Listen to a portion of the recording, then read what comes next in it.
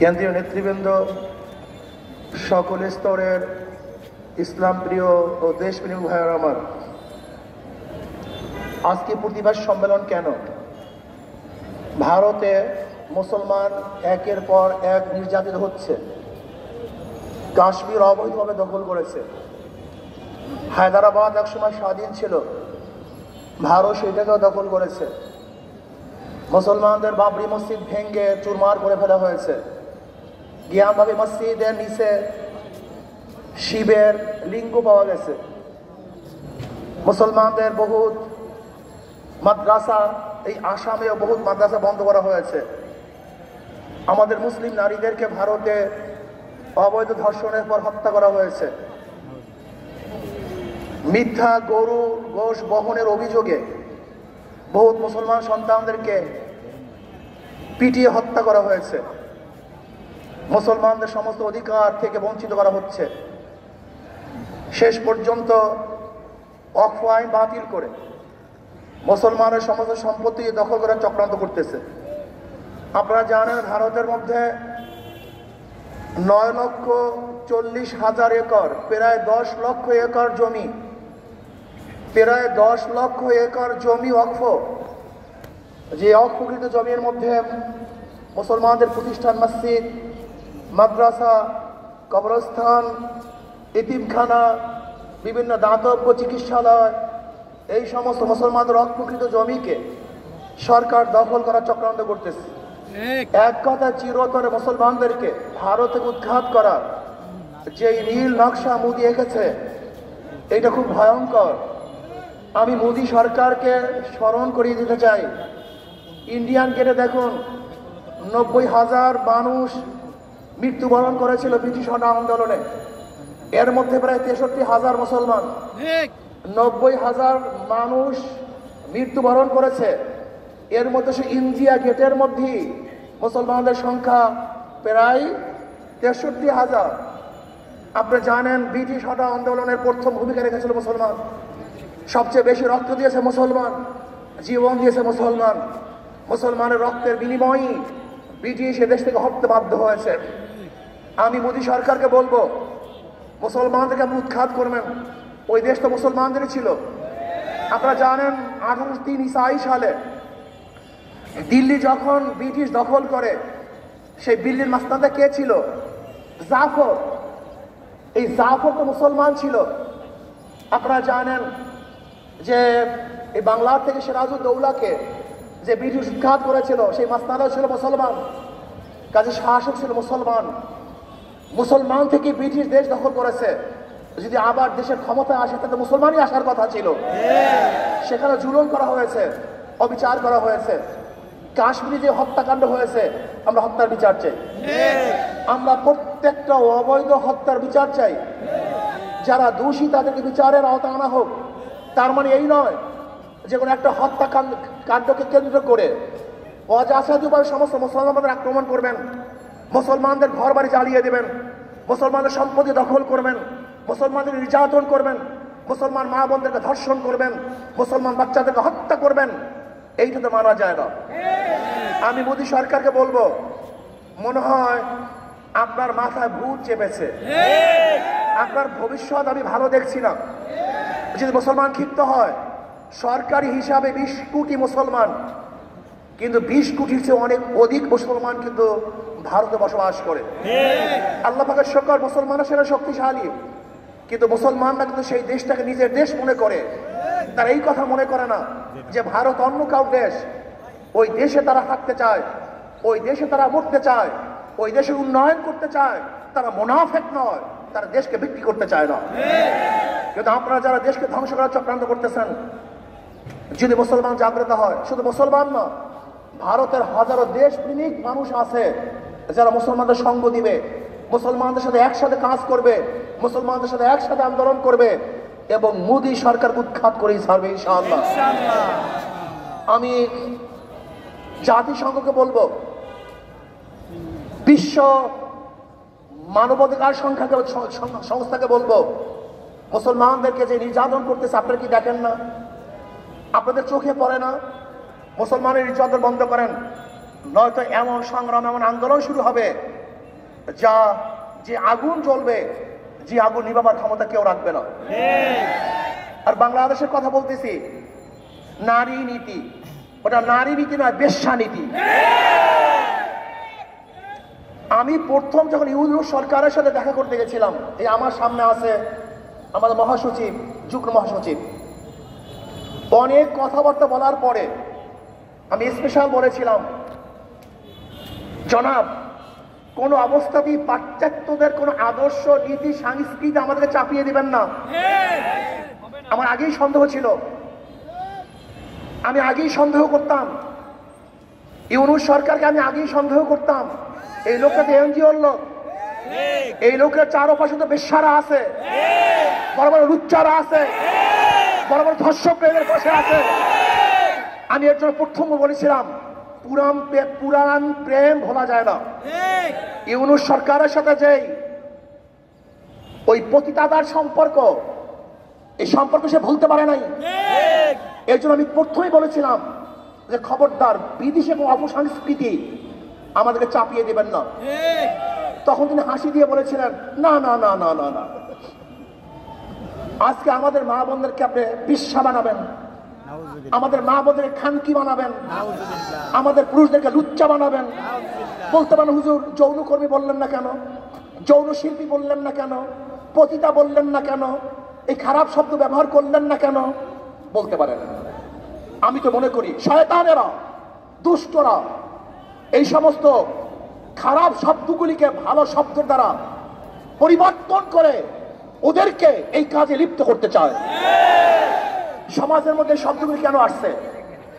সমাজের মধ্যে শব্দগুলি কেন সৃষ্টি করা হয়েছে? সমাজের মধ্যে খারাপ শব্দগুলি কেন চয়ন করা হয়েছে? চোর কি আপনি কি বলবেন? ডাকাত কি বলবেন? খুনি কি বলবেন? ধর্ষক কি বলবেন? এই শব্দগুলি কেন প্রয়োগ করা হয়েছে? যেন মানুষ এই কাজগুলি না করে, মানুষ যেন এই কাজগুলিকে ঘৃণা করে। আপনি খারাপ কাজের সুন্দর সুন্দর শব্দ প্রয়োগ করে ওই খারাপ কাজকে ভালো বানাবার চক্রান্ত করতেছেন, এইটাই বড় শয়তানি। এই নারী নীতি প্রণয়নকারী এরা কারা? এরা কোথা থেকে আসছে? এরা ওই টান বাজারে জন্ম হওয়া ওই লোকগুলি, ওই টান বাজারে জন্ম হওয়া নারীরা একজন ভদ্র বিশিষ্ট সতী নারীদের আইন প্রণয়ন করে কিভাবে? ওই নারীগুলি আমার স্ত্রীর আইন প্রণয়ন করে কিভাবে? ওই নারীগুলি আমার মায়ের আইন প্রণয়ন করে কিভাবে? ওই নারীগুলি আমার মেয়ের আইন প্রণয়ন করে কিভাবে? আমার মেয়ে সতী, আমার স্ত্রী সতী, আমার মা সতী, সে একজন নারী। আমার মায়ের, আমার বোনের, আমার মেয়ের, আমার ফুফির, আমার নানির, আমার খালার আইন ওই বেশ্যারা করবে কিভাবে? ওই বেশ্যাগুলি সাহস কোথায় পেয়েছে? আমি বিশ্বাস করি এই বিশাল চক্রান্ত চলতেছে। ইউনূস সরকারের কে হটাবার এটা চক্রান্ত।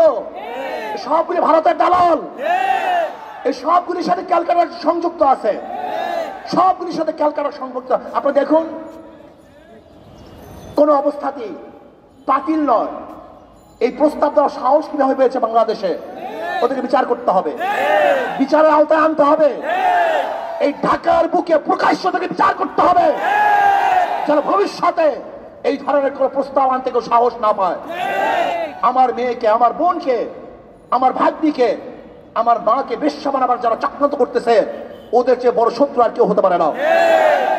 নারী নীতির প্রত্যেকটা পৃষ্ঠায় পৃষ্ঠায় ধর্ম বিরোধিতা করা হয়েছে, প্রত্যেকটা পৃষ্ঠায় পৃষ্ঠায় ধর্মকে অপমান করা হয়েছে, প্রত্যেকটা পৃষ্ঠায় পৃষ্ঠায় এই বাঙালি জাতি সংস্কৃতিকে ধ্বংস করে নতুন এক বিদেশি চক্রান্তকে বাস্তবায়ন করার চক্রান্ত চলতেছে। এটা আমরা মানতে পারি না। মানা তো দূরের কথা, এটা প্রস্তাব কিভাবে দিয়েছে এই ইউনূস সরকারকে জানতে চাই। আজকে বাংলাদেশের সবচেয়ে বেশি সংস্কারের পক্ষে এবং এই সরকার যেন সময় পায় সংস্কারের জন্য, ইসলামী আন্দোলন বাংলাদেশ সবচেয়ে বেশি ভূমিকা পালন করতেছে।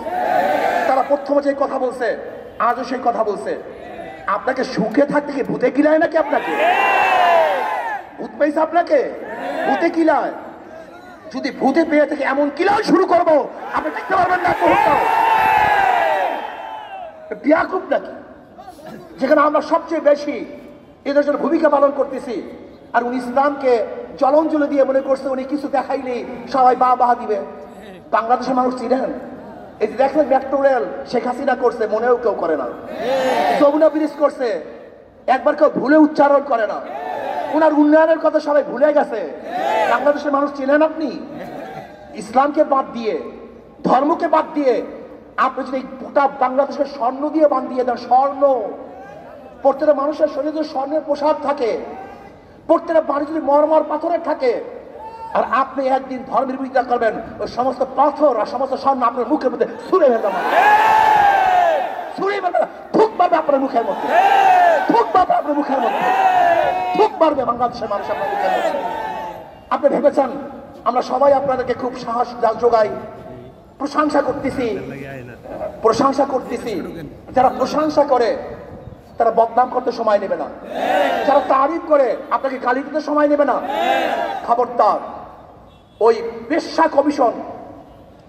বেশ্যা কমিশনদেরকে আইনের আওতায় নিয়ে আসেন, ওদেরকে বিচারের আওতায় নিয়ে আসেন। আমি অভদ্র ব্যবহার করতেছি, অভদ্র ভাষা ব্যবহার করতেছি অভদ্রতার জন্য।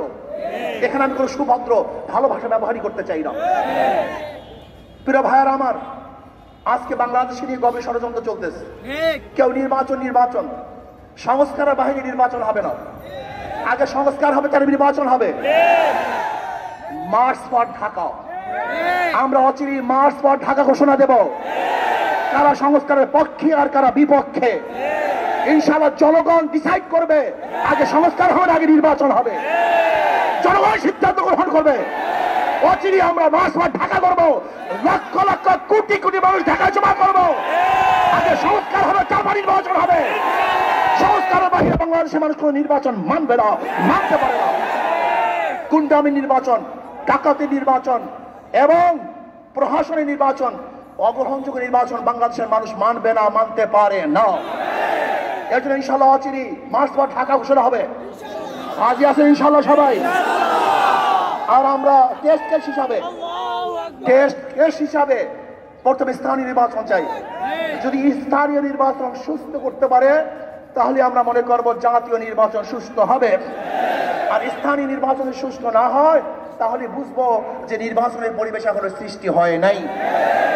আসুন সোচ্চার থাকুন। ডাকাত দল, ইসলামের দুশ্মনেরা এবং ইউনূস সরকারের পায়ের নিচের থেকে মাটি সরাবার ষড়যন্ত্র অর্থ চলছে, অনেকটা অগ্রসরও হয়ে গেছে। লোকটা বুড়া মানুষ, মুরব্বী মানুষ, ভদ্র মানুষ, খুবই ভদ্র মানুষ। কিন্তু মনে রাখতে হবে যে আপনার চারপাশে যারা আছে ওরা কিন্তু ভদ্র না, ওরা অসভ্য। এই অসভ্যগুলিকে আপনার পায়ের থেকে মাটি সরিয়ে ফেলবে। এর জন্য নারী কমিশনের এই শয়তানি বন্ধ করুন, ওদেরকে অ্যারেস্ট করুন, ওদেরকে বিচারের আওতায় আনুন। যদি বিচারের আওতায় না আনেন এবং বন্ধ না করেন তাহলে কত ধানে কত চাল আপনি দেখতে পারবেন। শেখ হাসিনা সরকার কিন্তু তোয়াক্কা করেনি, আন্দোলন করে বিদায় দিয়েছে। আর আপনার অবস্থা আমরা ভালো মতোই জানি না, আপনার অবস্থা কোথায়, আপনার শক্তি কোথায়। ভালো থাকুন, সুন্দর থাকুন, দেশকে ডেভেলপ করার চেষ্টা করুন। অপসংস্কৃতি চাপিয়ে দেওয়ার চেষ্টা করবেন না, খবরদার। অপসংস্কৃতি চাপিয়ে দেওয়ার চেষ্টা করবেন না। যদি অপসংস্কৃতি চাপিয়ে দেন তাহলে এমন গর্জন শুরু হবে যে এই গর্জনের সাথে আপনি টিকতে পারবেন না। আল্লাহ আমাকে আমাদের সবাইকে দেশ, মানবতা, ইসলামকে হেফাজত করার তৌফিক দান করেন এবং ভারতের মুসলমানদেরকে আল্লাহ হেফাজত করেন। আমরা সবাই মুসলিম অংশগ্রহণ করি।